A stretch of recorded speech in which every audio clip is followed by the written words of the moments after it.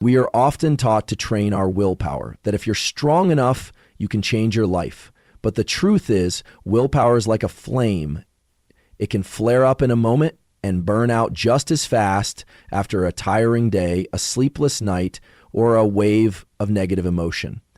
Habits, on the other hand, are different. Habits don't require you to feel motivated.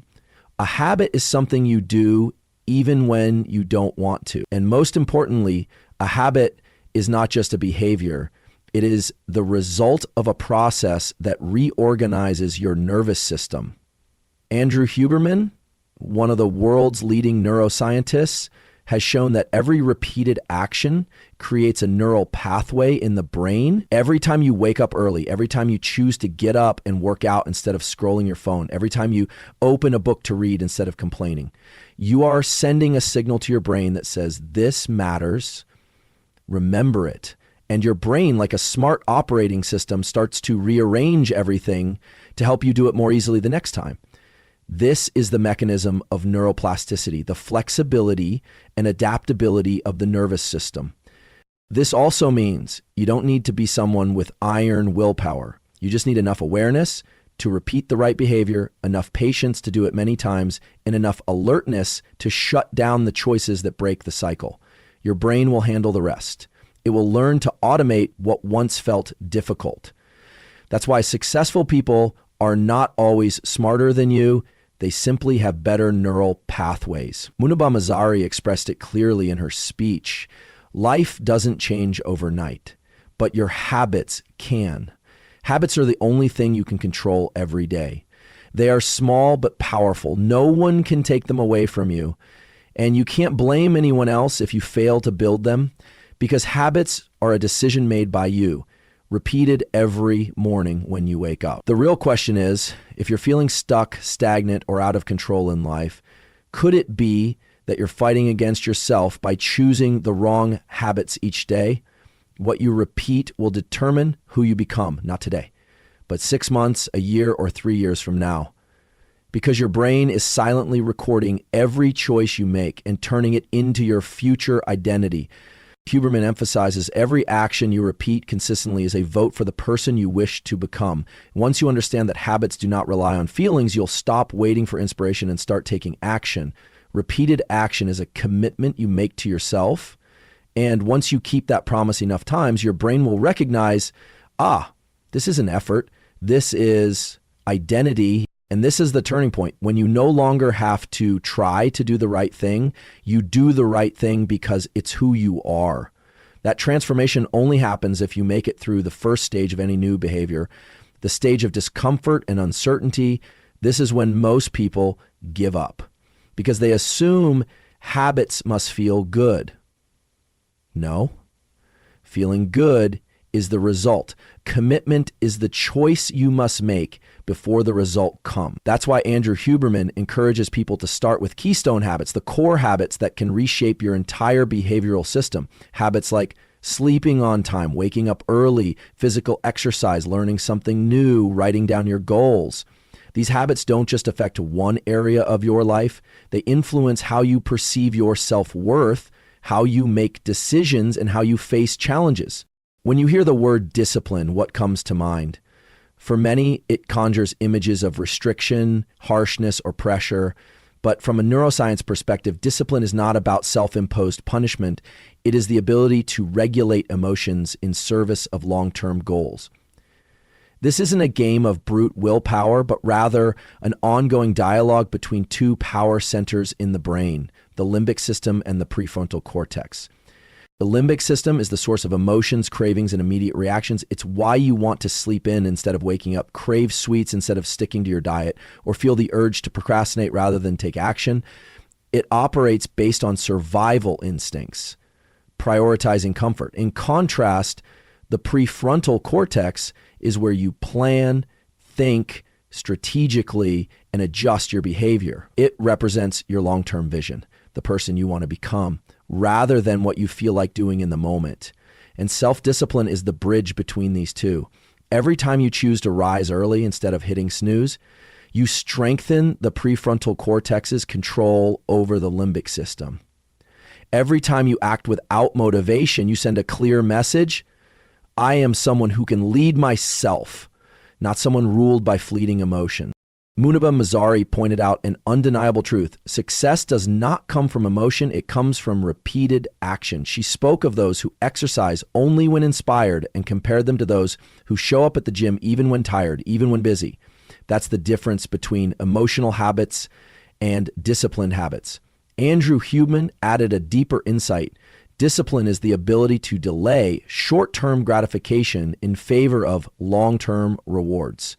And this ability is not innate, it can be trained. The more often you overcome impulsive urges, the more you strengthen the executive power of your nervous system.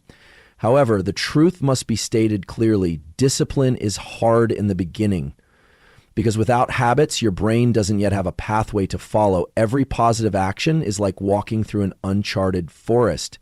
It's tangled, difficult, and requires persistence. But if you keep going step by step, you will create a path. And once the path becomes clear, you won't have to try so hard. You'll just follow it. This is the point when discipline transforms into identity. If you truly seek freedom, start with discipline. Not the freedom to do whatever you want, but the freedom from being unconsciously controlled by short-term emotions. You can master yourself, but that only happens when you accept one simple truth. No one is coming to save you, and every small disciplined act you take is a brick in the foundation of the person you wish to become. Discipline is not confinement. Discipline is liberation from old habits, from primal instincts, and from the old self you no longer wish to live with. Can you remember the last time you truly learned something new? Not just a piece of information you scrolled past on social media, but something that made you pause, take notes, reflect, and apply. Be honest with yourself, because this simple question can accurately measure the pace of your mental aging. Those of you listening to me right now could be 25, 40, or 70 years old, but the one thing that keeps you vibrant, sharp, and proactive in life is your ability to make learning a non-negotiable part of each day. The brain doesn't care about age. It only cares about one thing. Are you still using it to create new connections, or are you letting it sink into old patterns?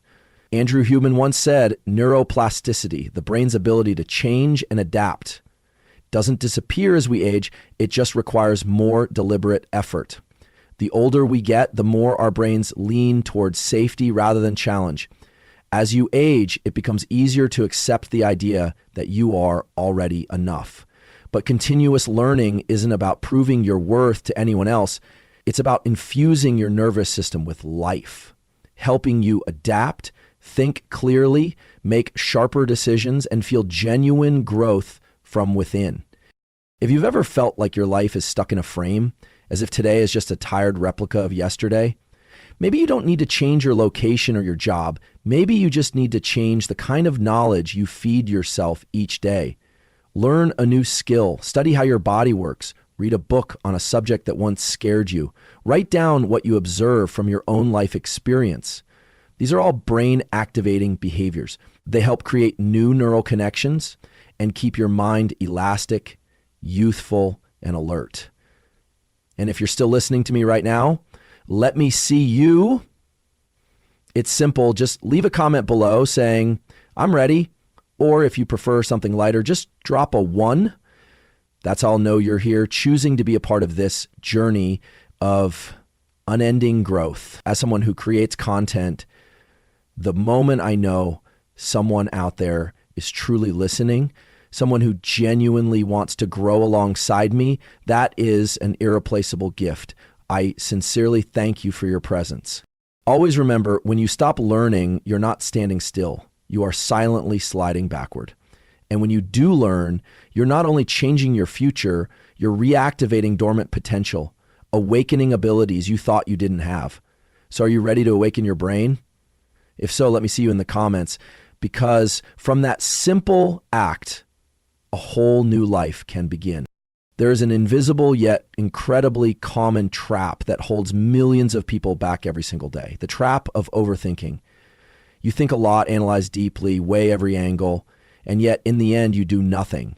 Instead of taking a single step forward, you return to the starting point just to think some more.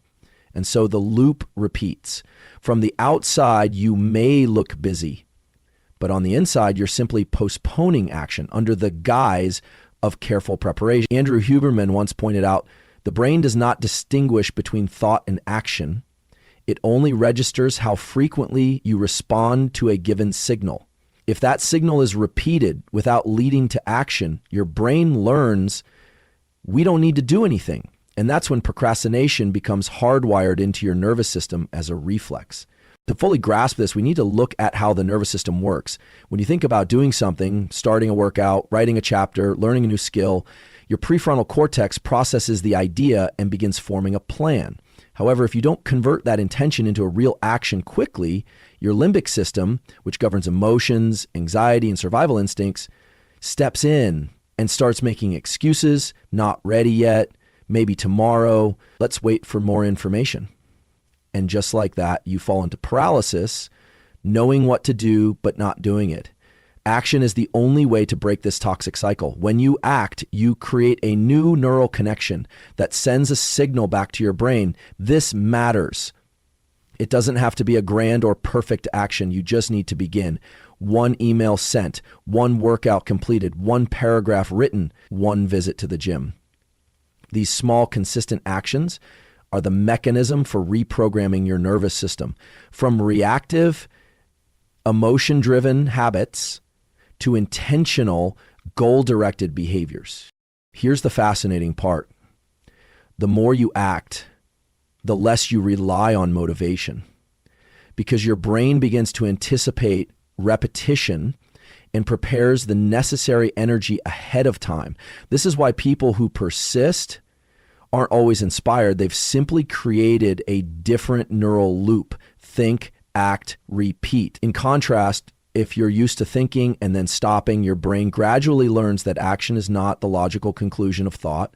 And over time, it will suppress the very impulse to act.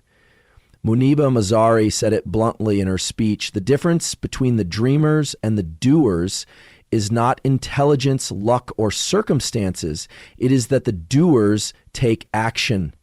That statement is not just philosophy, it's biology. Action generates feedback. Feedback creates learning. Learning leads to transformation. Progress never comes from standing still and thinking long and hard.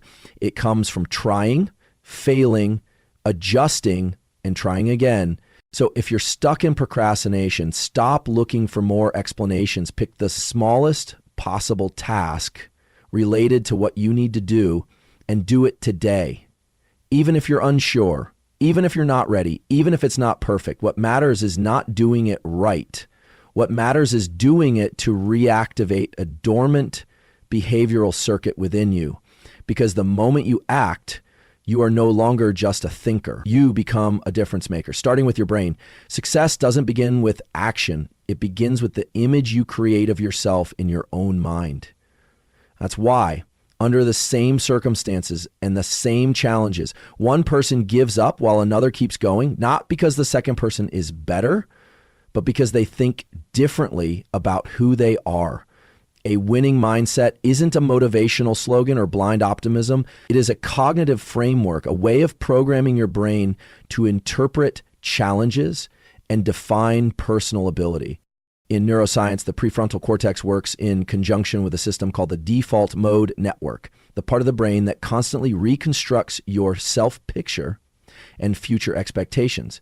Every time you say to yourself, I'm not good enough, I can't do this, or I'll fail like before, you are reinforcing old neural maps, the pathways that guide your brain toward failure before you even begin. On the other hand, when you change your self-talk, saying things like, I'm learning, I'm not skilled yet, or I'm improving little by little, you are rewiring your brain toward expansion, activating the regions responsible for learning, resilience, and motivation. Muniba Mazari once said, winners are not those who never fail. They are those who never let failure define them. That statement captures the true mechanics of a winning brain, a brain that does not deny difficulty, but refuses to turn difficulty into limitation. A person with a winning mindset doesn't focus on weaknesses, they focus on growth. They don't compare themselves to others, only to who they were yesterday. And in that shift, competition becomes evolution. What you need to understand is this: mindset is not abstract. Every belief you repeat creates neural connections, and these connections form your mental map, a kind of internal GPS that guides how you respond to life. If your map is filled with mental roadblocks, you will retreat even when opportunity arrives. But if it's programmed in the language of persistence and confidence, you will move forward, even without guarantees. And you don't have to be born with a perfect map. You simply need to know you have the right to rewrite it every day, starting with how you think and how you speak to yourself. Andrew Huberman once emphasized lasting change doesn't come from forcing yourself to act differently. It comes from getting your brain to see yourself differently. That is why the winning mindset is the root of all transformation. Once you begin to see yourself as someone who is growing, someone worth investing time and effort into, someone capable of learning and turning things around, your brain begins to reroute your entire approach to problems. At that point, you don't need to wait for confidence. You act and confidence follows. A winning mindset doesn't promise instant success, but it does promise you won't count yourself out. And that is the most important thing, because once you stay long enough, learn deeply enough, and act consistently enough, it will be your brain, not your circumstances, that ultimately creates your victory. In a world obsessed with speed, where everyone rushes to achieve results as quickly as possible, gratitude and perseverance seem to be two of the most undervalued concepts. Yet these two elements are the very pillars that stabilize your nervous system, enabling you to go the distance without burning out midway. Andrew Huberman once emphasized, perseverance is a neural state that can be trained, and gratitude is a powerful tool to sustain it. When you learn to be grateful for the present and patient with the process, you not only calm the mind, but also recalibrate your entire biological system for endurance and clarity. Gratitude isn't a fleeting emotion that arises only when things go well.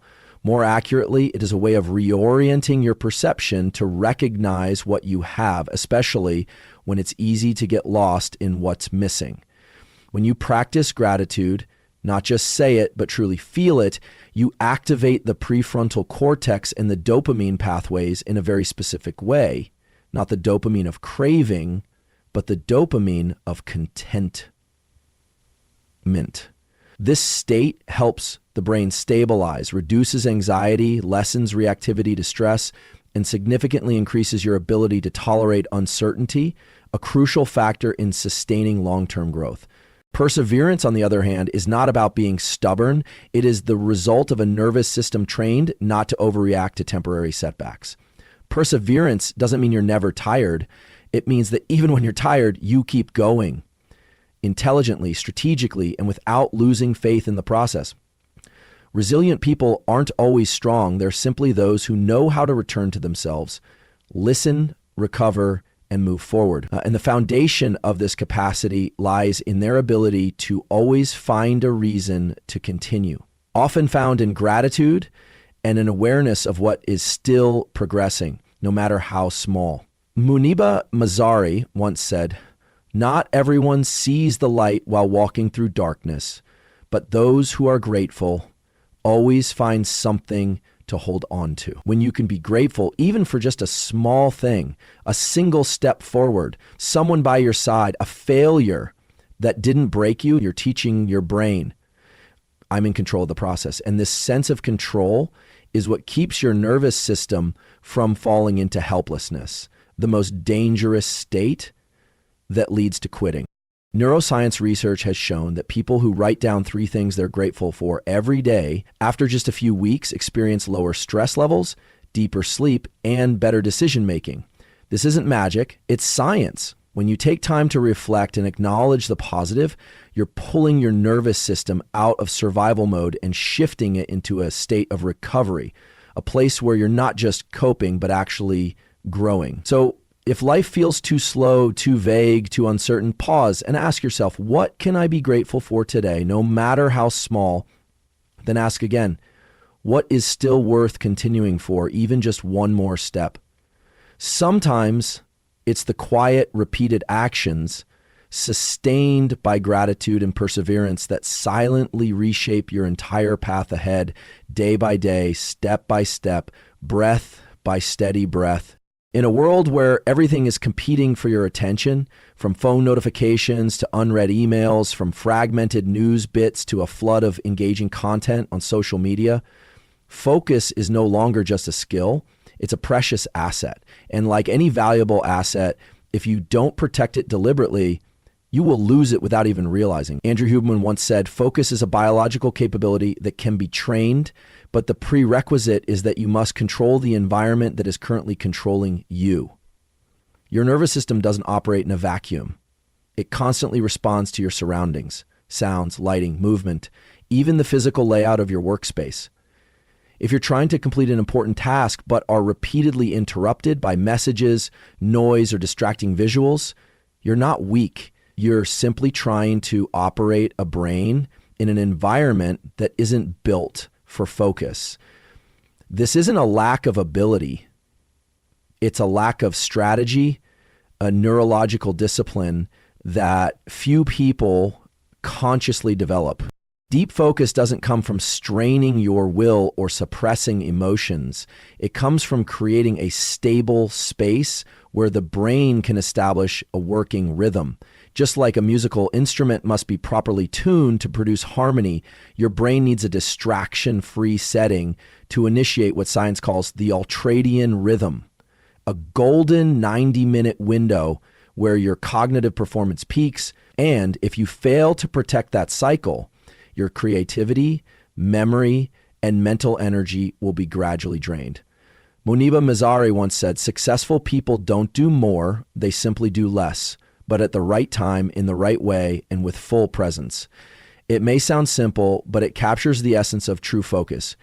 You don't need to juggle 10 things at once. You just need to be fully present with one thing with discipline. And that discipline doesn't start from within. It begins with how you redesign the environment around you. Turn off notifications. Keep your phone out of sight. Choose a quiet space. Eliminate elements that force your brain to waste energy on involuntary processing. Moreover, one of the silent enemies of focus is multitasking. Your brain cannot process two complex streams of information simultaneously. It merely switches back and forth between tasks, and with each switch, you lose coherence, dilute the depth of your thinking, and increase the risk of errors. So be firm with yourself. One task, one time, one space. That's how you create flow. A state in which the brain no longer resists, but begins to collaborate. Finally, remember, focus is not just about working efficiently. It's a reflection of self-mastery. When you focus, you are choosing what matters over what seduces, depth over distraction. And most importantly, you are reclaiming the steering wheel of your own life. To remain focused in an age of endless distraction is a form of courage. And that courage doesn't come from brute willpower, but from the intelligent design of your environment. A space where your brain is shielded from what doesn't deserve your attention. There's a subtle mask that procrastination often wears to hide itself: preparation. You tell yourself you need more time to learn, more data to plan, or just a bit more motivation to begin. But in truth, most people aren't delayed by a lack of knowledge. They're paralyzed by the illusion that things must be perfect before they're worthy of being started. This illusion isn't just common, it's dangerous because it gives you the sensation of progress while in reality you remain stationary. Andrew Huberman once explained, the brain tends to delay real action by shifting into analytical mode as a way to avoid the discomfort of uncertainty. That's why you often feel busy while reading more, researching more, making lists, setting up your tools, or organizing your space, all of which create the feeling that you're doing something. But unless you take tangible physical action, even the smallest, your brain won't register the signal that change has begun. And if that signal doesn't arrive early enough, you'll form a neural pathway of procrastination, where every intention gets stuck in a loop of imagined starts. Muniba Mazari expressed this truth powerfully. Successful people don't wait until conditions are perfect. They begin with what they have. She didn't say it as a feel-good slogan, but as a deeply biological principle. Because when you act, even with just one small step, you send a signal to the brain, we are initiating change. And the brain responds by reallocating attention, energy, and motivation to support that change. Action generates feedback. Feedback creates momentum. And momentum is the only force that truly transforms your internal state. The key here is not to start big, but to start now. One email sent, one page written, a 10-minute workout, a 15-minute study session, a small amount saved, a phone call you've been avoiding. No action is too small if it serves as a guidepost. What matters isn't the size, it's the direction. And direction only reveals itself through movement, not through more thinking.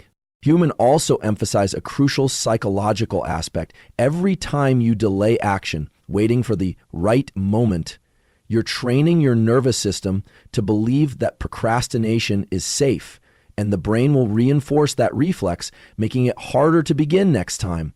In contrast, when you act even before you feel ready, you break that old pattern, creating a break point in the cycle of hesitation. This becomes the entry point into a completely new growth loop, one not based on inspiration or perfect conditions, but on commitment and concrete movement. So if you're holding on to a dream, a plan, or a goal, stop waiting. Start now with the smallest thing, not because you're ready, but because it is action that makes you ready. You don't need more time. You need one simple decision: to act. And the moment you begin, even clumsily, even without full clarity, is the moment you finally escape the illusion of preparation and step into the real life waiting for you.